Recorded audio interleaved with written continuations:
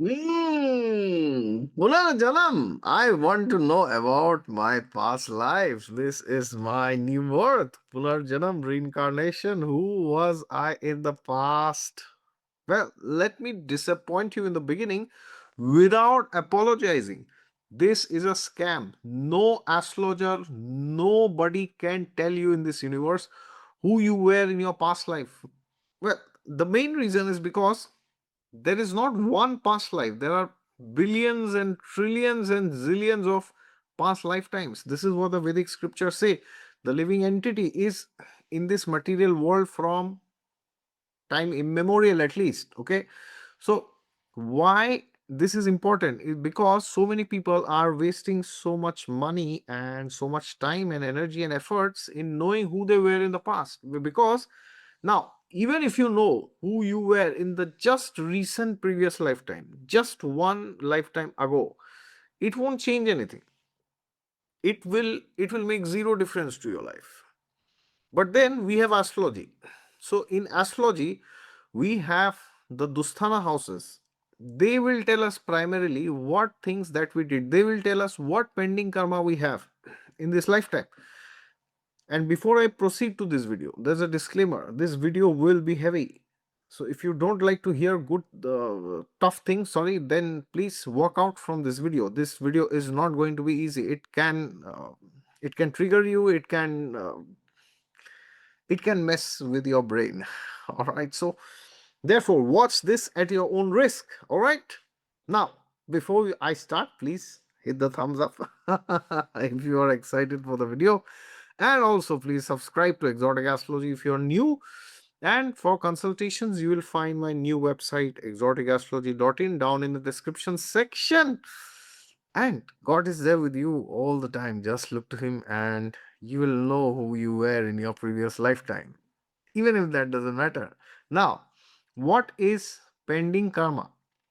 Pending karma, in short, like super short, is something that you will only have to give, but you won't receive anything in return. It's like penalty payments. What happens when you are doing a penalty payment? It's only one sided, it's only outflow, there's nothing incoming, right? that's what is that is what is pending karma. And the pending karma that you have in this lifetime is a sum total of all the lifetimes that you have existed in this material world. And therefore, the pending karma that you have in this lifetime is something that you cannot change. It's called prarabdha. Now, of course, there is not just prarabdha, there are different types of karmas. Okay. So one is prarabdha, which means in this lifetime, before you die, before you leave your body, what is something which you must experience under any circumstances? No remedy, nothing can change this. Okay. And then we have, of course, we have Sanchit karma, which is the total karma. Then we have Kriyamana karma, which is the karma that you are performing since the time you are born in this lifetime. Okay. So there's Sanchit karma, which is like the sum total of all karma that you have, good, bad, everything. And then there is Prarabdha. Prarabdha is like a small subset of this Sanchit karma that is only for this lifetime. And then in this lifetime, you are doing Kriyamana karma. So this will multiply, this will carry on, and this will add to your Sanchit karma. And in your next lifetime, from that Sanchit karma, you will get another subset, okay, for that lifetime, depending on what is there in your destiny. So therefore, if you think pending karma is just one thing, it is not correct. Which means we have we may have pending karma in many areas of our life. Many areas means we may have pending karma in our career, which means we may get disrespect. We may have financial losses. There may be defamation. There may be so many problems in our career. Okay. Then there is, of course, pending karma in your married life, right? Change the topic. Some other day. Then there's pending karma related to your health. Then there's pending karma related to mental health, physical, mental, both. Okay. So once you identify which areas you have pending karma, then you can work towards the solutions. But first of all, how do you identify? Well, you need to do a comprehensive analysis. You cannot randomly identify pending karma just by looking at the Dusthana houses. But you can do two things. The first is you can see which planets are in Dusthana houses. By planets, I don't mean their natural significators. I mean the lords of which houses are in Dusthana houses. So, for example, if your seventh lord, no matter who your seventh lord is, it does not have to be Venus. It can be Sun, Moon, Jupiter, Mars, Mercury, Venus, Saturn, Rahu, Ketu, anybody. If the lord of the seventh house is sitting in a Dusthana house, which means the seventh lord is in the sixth, eighth, or 12th in the Bhava Chalit chart, then you know there can be, I'm not saying there certainly is, I'm saying there can be, or most likely there is heavy pending karma related to your married life. Unless you have this placement and the overall chart is extremely good, which is very rare. Okay. So in rare cases, the overall chart is extremely good, extremely strong, extremely powerful, and you have one or two bad placements, So that does not mean that means there is not much heavy pending karma. There is still some pending karma, but it's within manageable limits. But mostly it does not happen like this. You will see most of the people who come to astrology, they will have difficult charts. Why? Because difficult chart means you have a difficult life, and because of that, you learn astrology, right? This is painful. Many people cannot accept it. They think, oh, Jyotish is a divine science we are practicing. Well, of course, it's divine. There's no doubt on that. But why are you learning? Why are you practicing? Because there might have been a period in your life which was very difficult for you. This is applicable for 99.999% of the people. May not be 100, there may be, like, in 1 million there could be one or two exceptions, but mostly this is the rule. Tough times bring people to astrology. So once you have seen which lord is sitting in the Dusthana house, then you see the other Dusthana houses. So suppose you have seen seventh lord is in the sixth house, eighth house, or 12th. So suppose the seventh lord is in the sixth, then you need to check which planet is there in the eighth house, which houses that planet is lording. So suppose Sun is there in your eighth house. Sun is your 10th lord. Sun is, any lord, fifth lord, fourth lord, third lord. So that means that particular house, the lordship of Sun, that particular house with Sun lords is having pending karma. Then you check the 12th house. So 6, 8, 12. This is step 1. Step 2. You need to check where are the lord of these Dusthana houses, the Dusthana lords, where they are sitting. This is the first. This is the second thing you need to check. So where is the sixth lord? Where is the eighth lord? Where is the 12th lord? So wherever they are placed, they will bring some shame, defamation, loss of money, separation. Some problem will be there. This is certain. As I said, exception if this is the only problem and overall everything else is good. Then you may not have tangible problems. But again, as I said, that is extremely rare. 1 in a million. Okay. Now, once you have seen the planets in Dusthana houses, then you have seen the lord of the Dusthana houses, where they are sitting. Number 3, you need to check which houses have major afflictions. Affliction means if a house has two malefics sitting together, Saturn, Rahu, Ketu, Sun, Mars, these are malefics, or at least two or more malefics are aspecting a particular house, that house also has serious pending karma. So suppose you have Saturn in the first house and you have Mars in the seventh house. So then what is happening? Saturn with its 10th aspect is aspecting the 10th house, and Mars with its 4th aspect is aspecting the 10th house. So that means the 10th house, which is the house of name, fame, power, position, authority, your decisions in life, that has serious consequences. Why? Because malefics will give you pain. So one malefic is there, one malefic is aspecting, it's tolerable. But if more than one malefics are involved, tough one, okay?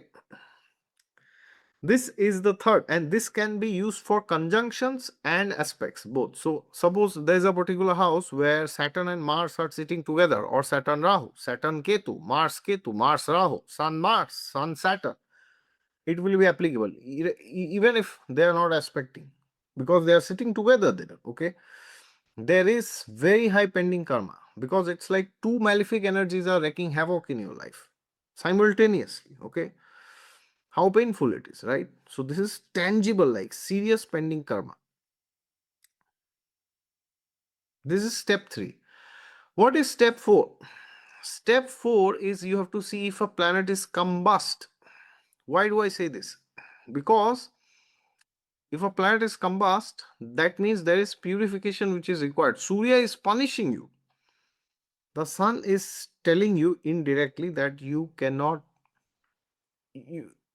experience the joy of this planet in this lifetime. Now, of course, it depends on the overall chart. Most of the times you will find, Mercury, Venus are very close to the sun. Many times, they may be combust, but it does not mean that if Venus is combust, your married life is finished. Or it does not mean if Mercury is combust, your career is finished. Okay. But the lordships of these planets which are combust will certainly undergo some form of sacrifice. And guess what? Sacrifice is not easy. It's not a bed of roses, right? It's a bed of thorns. So then you know exactly what you need to sacrifice, which is again very painful, right? So this is step number 4, 4, 3, 5. Confusing, but I guess you know it, right?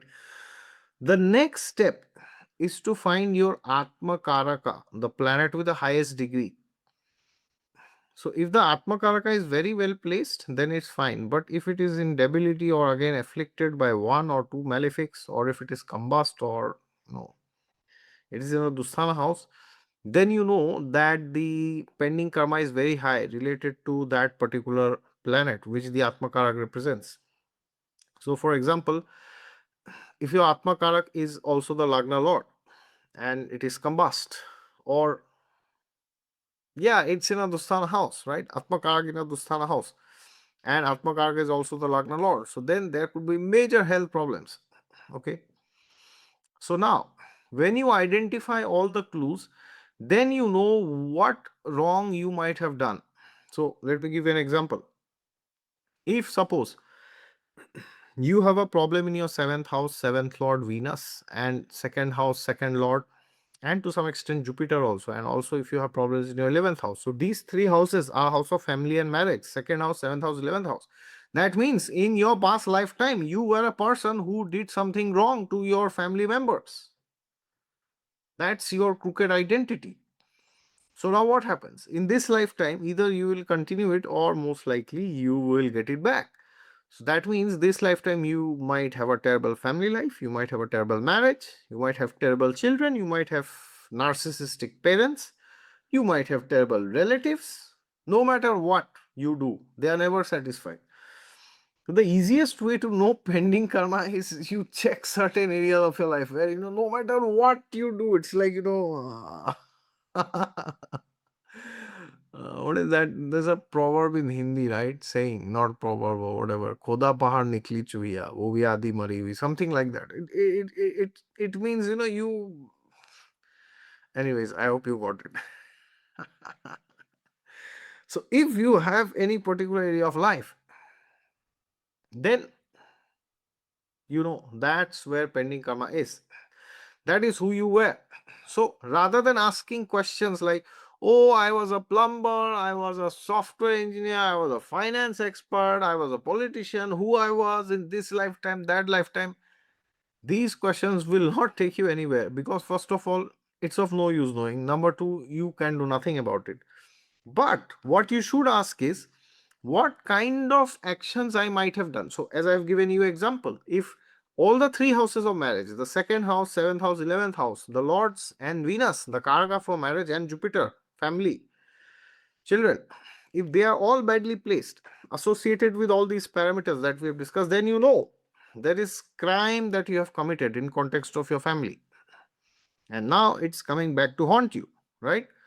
So therefore, This is how you will know who you were in your past lifetime, and also this is applicable for good things also. Good in the sense, suppose your horoscope is very good, then it means in your lifetime, in your past lifetime or past lifetimes, you have given a lot of donations and a lot of good things you have done. You have helped people very much. Now they are coming back to help you in some other form or the other. Okay. So therefore, that is exactly how you know. Now, of course, you will never find a chart which is like very, very, very bad, can be, or you will never find a chart which is almost perfect. You will always find shades of gray within. So rather than making it black and white, black or white, you have to see specific area wise. Okay, how is my pending karma related to health? How is my pending karma related to marriage? How is my pending karma related to children?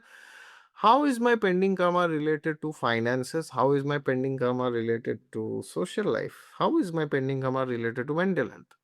So now you can make a chart, you make a list for all the areas in your life and you use all the parameters that we have discussed. Okay, that will actually tell you which areas there is more pending karma, and that will tell you what you might have done. So the problem that you are facing is exactly the crime that you have committed. Okay, this is what it means. Now it may not map 1:1, but there are karmic reasons because of why something is happening.